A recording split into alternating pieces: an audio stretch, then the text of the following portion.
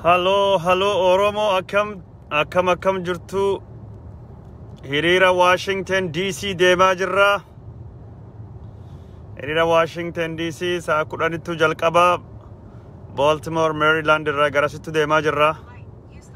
Hiriiri Washington DC kunini bakki inni itti geggeeffamu karaa K Northwest fi 16 Northwest. White House bira bakka warri gurraacha yookaan mormii warri gurraacha god Black Lives Matter bakka warri itti wal argu paarkii sanitti wal argu deemna jechuudha. Sa'a 10 irraa kaasee bakka Black Lives Matter bakka sanitti wal argina. Warri Washington DC beeka White House miti yookaan State Department fuuldura miti bakka warri gurraacha hiriir itti bahan yookaan ammoo warri deeggartoonni warri gurraacha hiriir itti bahu achi deemaa jirra.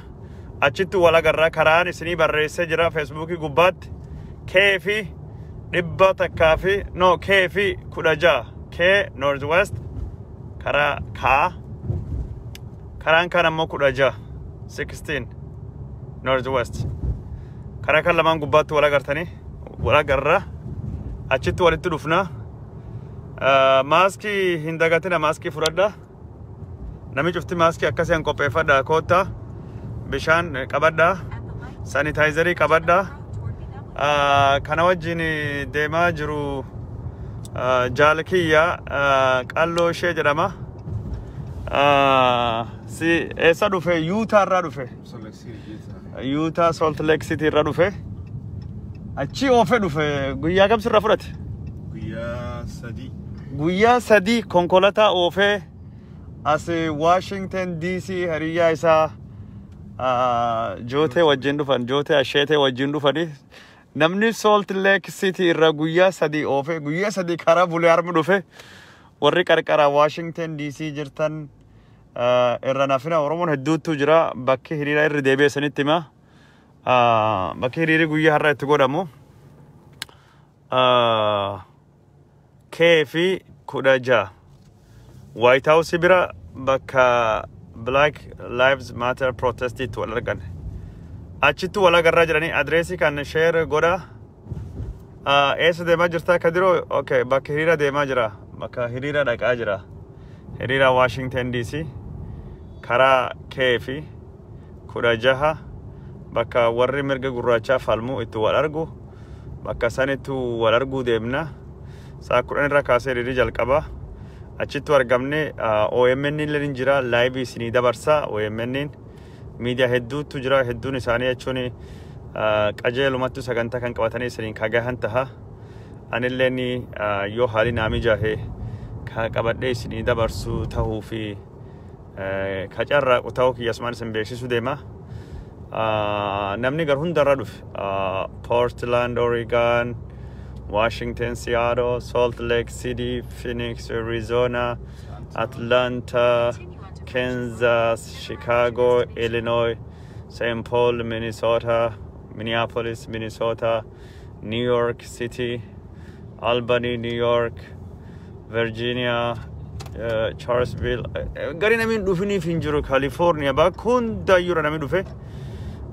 Warri magaalaa Washington DC jirtan, qarqara Baltimore jirtan, Virginia jirtan, namni asum jiraataniif warri fagoo dhuftanii ka bakka hiriira nagaafattanii hiriiri magaalaa Washington DC keessatti bakka warri gurraachaa itti wal argee falmaa godhatu jechuun Black Lives Matter bakka sani White House biraan jira.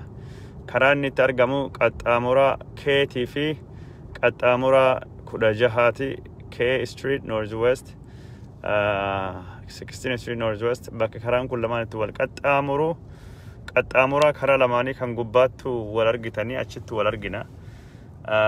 Bakki kun bakka akka paarkii wayitii akkanatti himametti akka warri waldaa hawaasa Oromoo ka Washington DC natti himetti achitti wal argitanii hiriira baana. Hiriira kan gubbaatti warri abiyyi qopheesse kan afxanyoota jeequu fi qophaa'anii jiranii. Ijoollee durbaafa maqaa balleessuun ijoollee durbaafa namatti erganii akka namni gara wal dhabattuu deemu akka namni jeequmsattuu deemu godhuu fi maqanan balleessuu fi ijoolleen keenya obsi qabaadha mala qabaadha tarsiimoon yoo warri dhufe isin arrabse yookaan waa arrabse yookaan dubbii haalaa dubbatanii yookaan miira keessan galchee miira keessan seenina nu kaayoo qabna kaayoon keenya nagaan baane nagaan galu kaayoon keenya jechuun ummata keenyaaf sagalee ta'uudha hidhamtoonni siyaasaa akka hiikamanidha kaayoon keenya waraanii Abiy Ahmed akka Oromiyaa keessa bahu Abiy Ahmed akka inni aangoo gadhiisu kaayoon keenya akka Hacaaluun dhugaa argatu malee namaa wal dhabuu miti warri kun asitti kun jeequmsuumanii akkasilleetti biyya unguraa biyya akaawaa jiranii fakkeessanii garsiisuu fedhanii nam hedduu Abiy Ahmed kabitattu jira galati rabbi amma warri wal dhabe wal nyaachaa jira Abiy Ahmed iyyuu nuun ta'uu aangoorra haa deemuu jechaa jiranii Abiy Ahmed amma gar tokkollee jechuun hin qabu Habashaa jedhee Oromoo hojjeessirratti duulee Habashaanis kun jibbaa jirti Oromoon jibbaa jirti bakka hundattuu karaa warri addunyaa irratti duulaa jiranii kanaafuu tarsiimoodhaan naamusaadhaan hiriira kan baane bakka hiriira baanuu kanatti ammoo dhaamsi keenya dabarfannee gargari galla hiriirii gosa kanaa ka hardhaa kunini magaalaa Jarmaniita magaalaa biyya Jarman keessatti magaalaa guddittii biyya France Paris keessatti magaalaa guddittii biyya England London keessatti asi magaalaa Amerikaa guddittii Washington DC godhamaa jira hiriirii kun bakka daddatu gaggeeffamaa jira hiriirii kunini bakka daddatu jechuun milkii dippiloomaasiitii fi akkasumas milkii adda goonfachiisaa Oromoo biyya alaa jirtu walitti fidaa jira haala ammaan tanaatiin deemne jennaani abiyyi karaa dippiloomaasiitiin gombisaa jirra biyya keessallee qeerroleen kahuu deema ka'aa jira waan gos kanattu jira bakka hiriira kan warri dhuftanii waan isin gargaara qopheeffadha warri moobaayilii keessan chaarjii godhatti moobaayilii keessan chaarjii godhadha guutadha koottaa iPad warri qabdan waan qabdan hundaayyuu guutadha koottaa warri jechuun waan shakkii argitan hundaayyuu waraaba keessattuu maqanan balleessanii documentation ragaan guddoo barbaachisaa kanaan durattu hiriir godham gubbaatti Oromoo maqaa balleessaa turanii ragaa viidiyoo itti baasanii kun nu hin tuqne warmatu nu barbaade poolisiitu nutti yaamete ragaa akkasitti ijoolleen ofirraa buuste kanaafuu ragaa keessan qopheeffadha waan gos kanaati gareen yaa'a warri kun jechuun jalqabaayyuu saree maraatti amma deeggarsa mootummaa qabanii deeggarsa biyya kan keessatti lakkoofsi waralleen guddaa kanaafuu waan hamaamtullee yaaddi gareen deema nyaata man warraati dhugaatii man warraa irraa of eeggadha galii warraaf hin galchina jechuu kiyya kabiraa ammoo jechuun eegumsa keessaniifiyyuu isiniyyuu of eeggachuu qabdanii isiniyyuu jechuun naga keessaniifiyyuu manni sabaaf sablammii biraa ka Oromoo ka Faranjii ka nyaataniif hin jira yeroo garii man reestooraantii warraa deemne baay'inni keenya garsiifne itti dhaadannaa deemne itti geerarraa jettanii deemtanii yoo akkasittanii deemtanii man warraa keessatti dibbee dhiittanii lafdhi dhiittanii nyaatanii galii warraa galchaa jirtanii akki galii warraaf hin galchine of eeggadha deemne jechuun warra sodaachifna maali jettanii wanni sodaachisanillee hin barbaachisu wanni garanillee hin barbaachisu warri dhaajatanillee hin barbaachisanii irra bituu nutu warra goobse nutu warra quubse warri nurratti duroomee nurratti duulaa jira bakka Oromoo hiyyaafadha bakka Oromootti deeman nyaadha bitadha kaan ammoo vaayirasii koronaatu jira vaayirasiin koronaa waan jiruuf waan gosan afaanii godhadhee kana haguuggoon tun akka malee barbaachiste afaan keessan akkanatti jechuun waan ittiin cufattan qabadha koota afaan keessan akkasitti haguuggachuu qabna haguuggoo tana yookaan ammoo marxoo afaanii kana hin dhiisina qabadha koota afaanii funyaan akkasitti godhadha namni jechuun dabalataan qabdan jechuun namni extra qabdan namni kaisanirra haf qabdan qabadha koota warri hin qabnetu jira wanni kun guddoo nu barbaachisa dhukkubii koronaa vaayirasiidhaan addunyaa gubbaatti akka malee faffaca'ee jira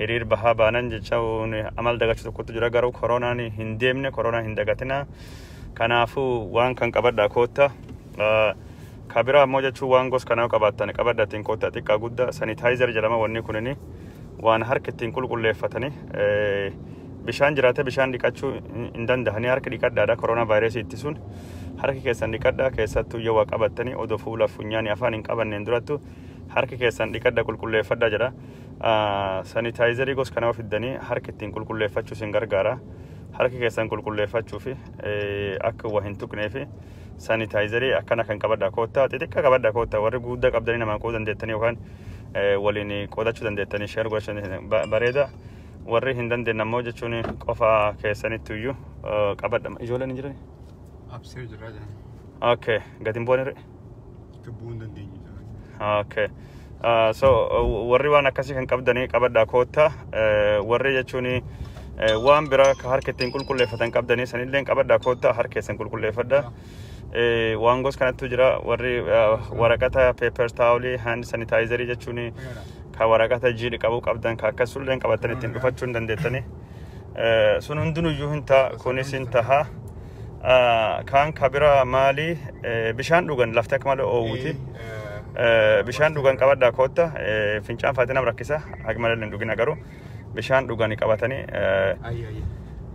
hydrate godhuun bareeda kanaafuu warri dhuftanii bishaan qabadhaa koottaa bishaaniin koottaa bishaan bottled warri nama qooda dandeettan namallee qooda namallee kenna namni bishaan haa dhuguuti jechuun wal gargaara keessattuu warri qarqara magaala jiraatanii yoo bishaan fa qabatanii fiddanii yookaan namaa fiddanii akka malee gaarii moobaayilii keessan chaarjii godhadhaa telefoon keessan chaarjii godhadhaa. Lafti guyyaan dheeraa aduun oowwichoo bishaan qabadhaa koottaa maanguddoo fa bishaan akka malee barbaachisa. Warri jechuun aduu hin dandeenye dibaabee qabadhaa koottaa dibaabeen isaan barbaachisti gaaddisaa akka godhatanii fi zaanxilaa qabadhaa koottaa warri zaanxilaa aduun itti oowwitu zaanxilaa qabadhaa koottaa zaanxilaan isaan gargaara. Warri jechuun aduu hin dandeenye jechuun kiyoo qabadhaa koottaa ministirii yookaan ammoo sunglasses shades jechuun ka dukkaneessu gurraachi fa'aa qabaatan yookaan bifa adda addaa qabatanii aduu irraa eeguuf ittistan gaarii warri gari ammoo koofiyaa warri godhachuu feetan koofiyaa godhachuu dandeettanii sunillee barbaachisa aduu waan oowwituu fi warri dibaabee hin qabne warri koofiyaa qabatan koofiyaa keessan qabatanii dhufuun gaarii hand sanitizerii warri qabdan sanitizerii keessan qabadhaa koottaa maaskiin barbaachisa dirqama kan godhachuu qabdanii waan kana warri dhukkuba sukkaaraa fa'aa qabdanii guyyaan dheeraa waan taateef odoo waa hin nyaanne waan oolluu fi karameellaa fa'aa yookaan waan mi'aawaa kiisittu qabadhaa koottaa warri jechuun maanguddoo namni umriin deemee ka dhukkuba sukkaaraa qabnaa jettanii jechuun beeytanii ka sukkaarii keessan loo ta'uu dandayu ka sukkaarii keessan gabbuu dandayu akka dhukkubni sanitti kaayachitti jechuun hin dararamne sukkaara keessanii wanni godhachuu fi waan nyaatanii waan akka kan cookies cracker waan adda addaa waan nyaatamuu danda'u waan xixiqqaa kiisii keessattuu qabatanii yookaan boorsaa keessattuu godhatanii yookaan ammoo baagbaakii keessattuu godhatamu karameellaa haa taatu candies chocolate waan mi'aa ka sukkaara keessa dhukkubni sun isinittuu kaahee jechuun sukkaara keessan ol kaasu sukkaarii gaafa nama gabbuu mallattuun ittiin beekamu nama hollachiisa yookaan ammoo nama hargufa warri waan sun ofirrattuu beeytanii warri dhukkuba sukkaaraa fa'aa qabdanii jettanii yaaddanii guyyaan dheeraa waan taateef beelahuu waan maltanii fi wanni qabadhaa koottaa jechuun waan gossanii qabadhaa koottaa kaan namni ammoo mallattoo akka dhukkuba koronaa vaayirasii fa'aatiin of shakke ka waan akka qufaatii fi yookaan ammoo waan akka dhukkuba baraa fakkaatu kana qabu hiriira don dhufne gaarii ofillee ittisuu fi nam hiriirattu bahillee ittisuu fi hiriirii kan qofaa miti guyyaan biraa guyyaa hedduuttu jira ka hiriir baanu kanaaf if ittisuu fi nama hiriira bahe kan ittisuu fi warri akkasii jechuun waan akkasii qabdan oduu hin dhufne akka malee gaarii warri wanni qabdan ammoo koottaa isiniin jenna warri hiriir baatanii hiriir bahuu fedhii qabdan koottaa maaskii qabadhaa irra isinii deebi'ee hima bakki hiriirii kun tahuu deemu karaan isaa K fi 16 K North West fi 16 North West mee addaan baafadhe adreesii isaa barreessaa jira maxxansee jira arguu dandeettanii feesbuukii gubbaa eegi deemtanii ilaaltanii teessoo isaa arguu dandeettanii teessoon isaa K Street North West NW fi karaan biramoo 16 Street North West lachuu streetidha K fi 16 K Street North West 16 Street North West bakki karaan kun lamaan itti walitti dhufu paarkittu jira paarkiin kun bakka hiriiritti bahanii keessattuu warri mirga gurraachatiif falmu Black Lives Matter bakki kanattu hiriir baya achittu wal arguu deemna anilleen achi deemuttu jira odeeffannoon hagamma isinii kenne kanuma ulfaadha waan dhuftanii daawwattanii fi qoqoodaa karaa feesbuukiitiin jira 16 Street and K Street. So we're gonna just meet up at the intersection of 16th Street Northwest and 16th Street Northwest, and this is a place known for holding rallies for Black Lives Matter. So we're gonna just meet up there, and that is going to be the venue for the Grand Oromo protest that is happening after this time in Washington, D.C. It's going to be at the intersection of 16th Street Northwest and K Street Northwest, a little bit far away from the White House. I mean, it's very close to the White House, and this is a place known for Black Lives Matter protests. Guys, get organized, and you need to have stuff like mask. Don't forget to wear face mask, because coronavirus is still very much spreading at an alarming rate. And if you guys have one of those hand sanitizers, please bring it. We need them, and you need them. Hand sanitizer and wearing face mask is must.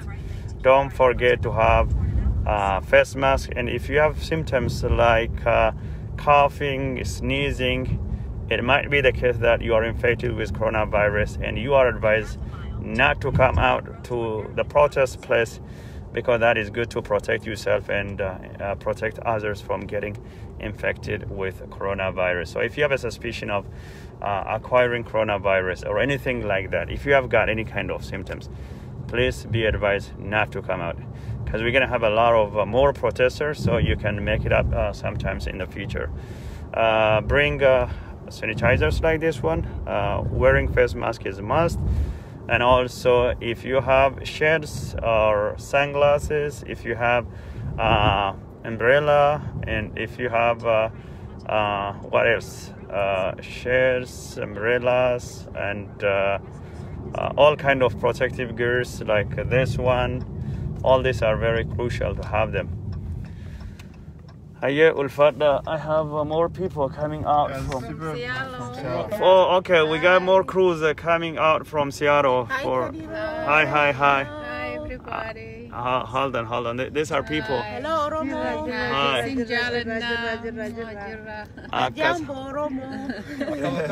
Okay. Yeah. So warriku warram Seattle gubbaadu fajirani. Bakka protesti deemaa jirra. Bakka protesti kun in Washington. Karaa kudha jahaati fi K gubbaattu argama. ዛሬ በዋሽንግተን በመደረገው ሰልፍ ላይ ማስክ ወይም ይሄ ፊትን የሚሸፍን አፍንጫን የሚሸፍን ነገር ያስፈልጋል። ኮሮና ቫይረስ በጣም እየተስፋፋ ስለሆነ ማስክ መጠቀም የግድ ይላል። እሱ ብቻ አይደለም፣ ሳኒታይዘር ያላችሁ ሰዎች ሳኒታይዘር ይዛችሁ እጃችሁን ብታጸዱበት በጣም ይመከራል። ውሃ እዛ ስለሌለ እጅ ወዲያውኑ መታጠብ አይቻልም። ኮሮና ቫይረስን ለመከላከል አንደኛው መንገድ የሆነ ነገር ስነኩ እጆትን፣ አፍንጫዎትን፣ አይኖትን ከመንካቶ በፊት እጆትን መታጠብ ስለሆነ እሱ ማድረግ ስለማንችል ሳኒታይዘር ይዘን በእንገኝ አሪፍ ነው። ብዙ ትንኮሳዎች ሊኖሩ ይችላሉ። ከነዛ ትንኮሳ ራሳችንን መጠበቅና የመጠነበት የሰልፉን አላማ ማስተጋባት መቻልን በጣም ይጠበቅብናል። የኦሮሚያ ሚዲያ ኔትወርክም ሌሎች ይሄንን ሰልፍ የሚዘግቡ የኦሮሚያ ሚዲያዎች አሉ። እንግዲህ እኛም ከዛ ሆነን በቀጥታ እንደምናስተላልፍ ካሁኑ ቃል እንገባለን። በተቻለን እንትን እንሞክራለን። ሰልፉ የሚደረግበት ቦታ ዋሽንግተን ዋይት ሃውስ አጠገብ ነው። መንገዱ K Street ይባላል፣ ኖርዝ ዌስት ነው። ሌላኛው ደግሞ 16th Street ኖርዝ ዌስት ነው። እነዚህ ሁለቱ መንገዶች የሚገናኙበት ቦታ ፓርክ አለ። ይሄ ፓርክ ብዙውን ጊዜ የጥቁር መብት አቀንቃኞች ብላክ ላይቭስ ማተር የሚባሉ ሰዎች እዛ ነው ሰልፍ የሚወጡት። የታወቀ ቦታ ነው። እዛ እንገናኛለን። ሰልፉ ከ10 ሰዓት ጀምሮ ነው የሚካሄደው እና እዛ እንገናኝ። ዲሲፕሊን በጣም አስፈላጊ ነው። ፀሐይ በጣም ስለመሞቅ ውሃ ይዛችሁ ብትመጡ ጥሩ ነው። ሃንድ ሳኒታይዘር ይዛችሁ ብትመጡ በጣም አሪፍ ነው፣ ይመከራል። ፌስ ማስክ ወይም የፊት ጭንብል መልበስ የግድ ይላል። ኮሮና ቫይረስ በጣም እየተስፋፋ ስለሆነ የኮሮና ቫይረስ በሽታ ምልክት አለኝ ብሎ የመጠራጠር ሰው ባይመጣ ይመከራል ራሱንም ሌሎችንም ከተዋሱ ለመጠበቅ ስላዳመጣችሁን እንግዲህ እጅግ አድርገን እናመሰግናለን አሁን ወደዛ ያቀናን ነው ከተወሰኑ ደቂቃዎች በኋላ እዛ እንገናኛለን ከዛ በቀጥታ ለማስተላለፍ እንሞክራለን አችራ ካላቲኒ ደባርሱ في ጨራቅና አማርኛ ለነግ በእኑ ዱበቻ ጅራ አፋም በእኑ ጩፋን ዱበቻ ጅራ and the protest is going to take place at the intersection of 16th Street Northwest and K Street Northwest and everybody is advised to wear face mask and it's very important to bring stuff like shades umbrellas and hand sanitizers and everybody ስላዳመጣችሁን እናመሰግናለን ሁሉንም ሰው እዛ እንደምናገኝ ተስፋ እናደርጋለን ወላ ገራችቱ ከአማንተና ተምሳሲ ካላቲ ካኑማ ነጋት ጉያ ጋሪ